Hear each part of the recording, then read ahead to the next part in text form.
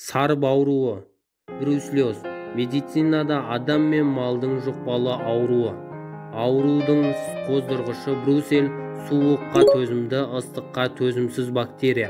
Бұны 1886 жылы ағылшын дәрігері Брюс 1855 жылдары 1931 жылдары тапқан. Кейіннен ауру адамға малдан жұғатыны анықталды.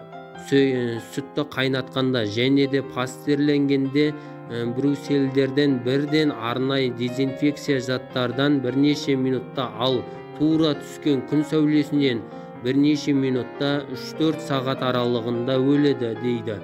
Ал топырақта 3, суда және тоңазытылған еттерде 5 ай, сиыр сүтінде 45 күн, тұздалған қой терісінде 2 ай, мал жүнінде 4 айдан артық тіршілігін сақтай алады. Сарып пен көптеген үй жануарлары, қой, ешкі, сиыр, шошқа ауырады. Ауырған мал іш тастайды және де шуы түспей, індет малдың несебі сүті, жыныс мүшелерін аққан, жылаяқ іш тастаған малдың қағаны, лас төсеніші, құрал жабдықтар арқылы тарайды. Адамға сарып көбінесе ауру малдың сүтін қайнатқанда ішуден және де етін дұрыс пісірмей жегеннен жұғады. Жүн жуатын ет комбинаттарының жұмысшылары және де ауру малды күтуші адамдар сарыппен жиі ауырады. Аурудың белгісі 1 немесе 2 немесе 3 аптада білінеді.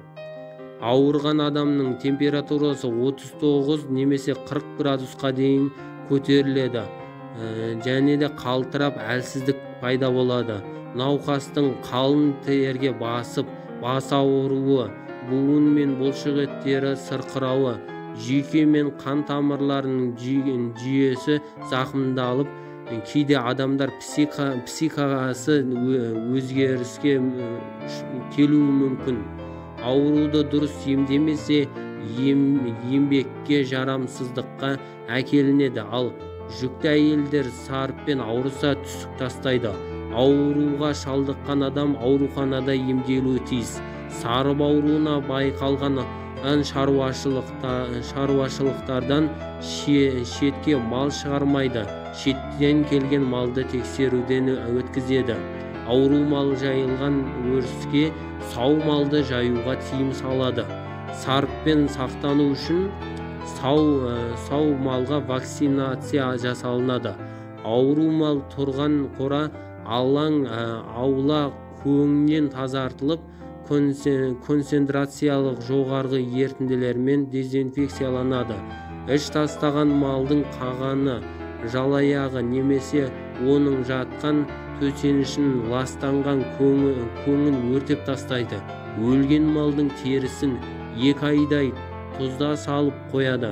Жүнін бромды металмен залалсыздандырады. Ал ауру малды күтуші адамдар үнемі дәрігердің бақылауында болады.